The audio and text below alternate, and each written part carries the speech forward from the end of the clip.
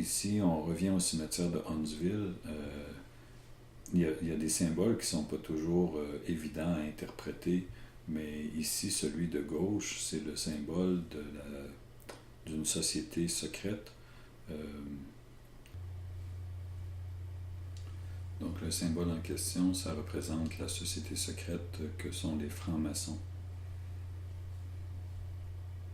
Sur la prochaine épitaphe, les symboles sont nombreux et encore plus difficiles à décoder. Ici, à l'intérieur des arches, c'est écrit 2,5. Différents autres symboles. Donc, pourtant, on est au cimetière de Kapuskasing.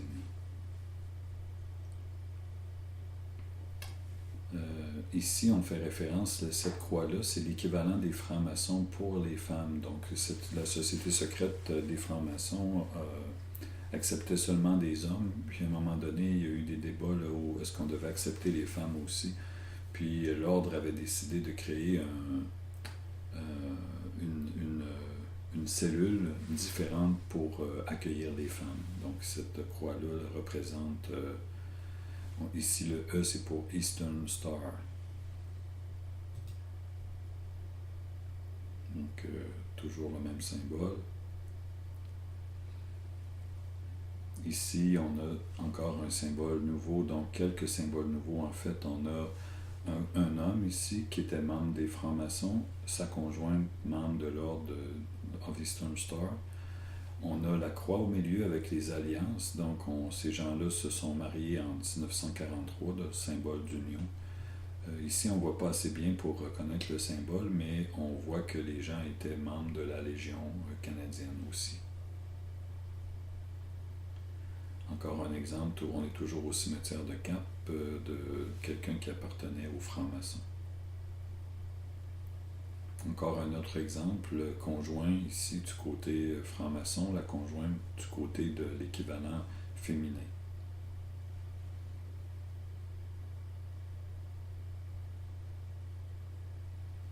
Donc encore ici, on a toujours au cimetière de Kapuskasing l'ordre des francs-maçons, la croix, la rose,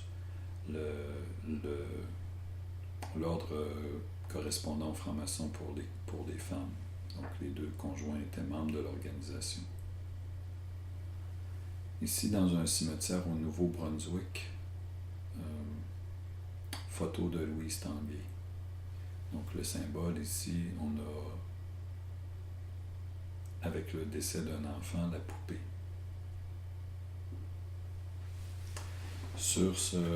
Ici, on est au cimetière du lac Sainte-Thérèse, près de Hearst. On a à nouveau le symbole ici, un petit peu plus difficile à lire, mais du IHS pour représenter le personnage de Jésus. Au cimetière de Pagua maintenant, donc un cimetière amérindien, ici vous remarquez un ourson au pied de la croix qui est à l'arrière-plan. Et ici au premier plan, le casque d'un militaire. Ici, on est à Montréal, au cimetière de Côte-des-Neiges, dans la partie juive du cimetière. Et la tombe d'Anna, ici, a reçu de nombreuses visites, comme l'atteste le grand nombre de petites pierres qu'on voit ici sur le sommet, le rebord supérieur de la pierre tombale. Donc, c'est une tradition chez les Juifs, quand on passe se recueillir devant la tombe de quelqu'un, on place une petite pierre. Donc, un symbole qui en dit long ici. En Argentine, sur une pièce là, monumentale, une pièce où on peut accueillir plusieurs tombeaux à l'intérieur, un tombeau familial, l'ange avec la flûte, l'ange qui est censé annoncer la fin du monde et réveiller en même temps les morts pour le jugement dernier. Au Brésil, on a ici la tombe, une tombe récente où de nombreuses fleurs avaient été placées. Donc encore une fois ici, l'importance du symbole des fleurs. En Afrique, au Botswana, on dit que ici, un des groupes qui vit au Botswana, les Boshiman, quand ils sont enterrés, le sol est laissé sans aucune trace, comme on remarque ici. Donc, c'est un peu le paradoxe ici. Non, il n'y a pas comme tel de symbole présent, ce qui est extrêmement rare. à Madagascar, une île qui est près des côtes, une immense île qui est près des côtes de l'Afrique, on a ici un site funéraire qui est composé de pierres levées, donc dans la vieille tradition du peuple en question, mais aussi des croix catholiques. Donc, deux formes de culture ici représentées, deux systèmes de croyances. Toujours à Madagascar, on a ce qu'on appelle des halo-halo qui sont sculptés ici. Ils sont assez anciens, puis on va voir par exemple que on a quand je dis ancien, l'halo-halo, c'est un poteau funéraire qui est dressé sur le tombeau, puis qui est surmonté de scènes de la vie quotidienne qui évoquent la vie du défunt. Comme ici, quelqu'un qui est en train de monter un mulet, par exemple. Toujours à Madagascar, un autre exemple. Dans un décor tout à fait différent par contre, mais encore un lieu de sépulture.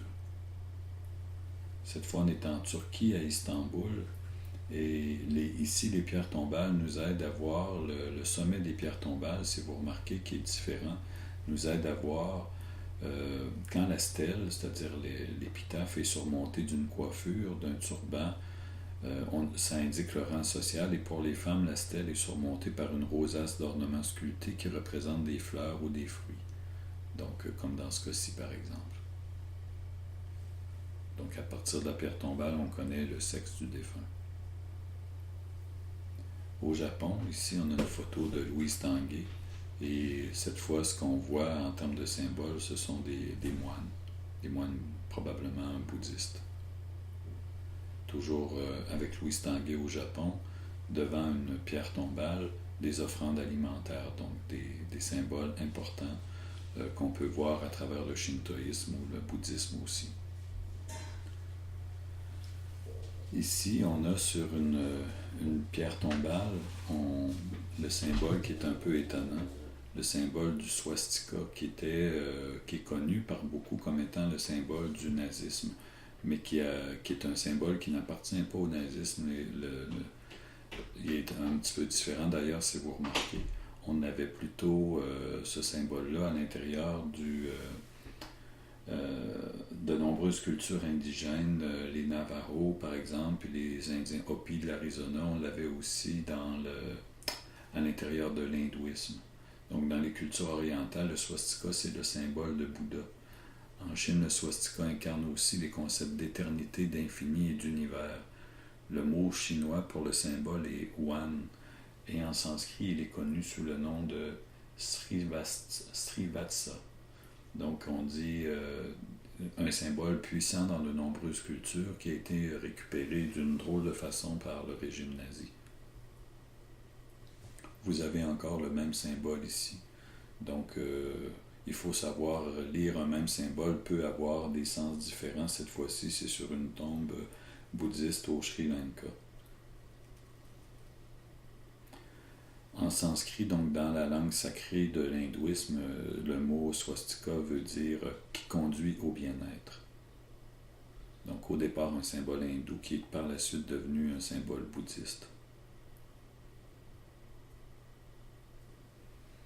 On est maintenant en Russie.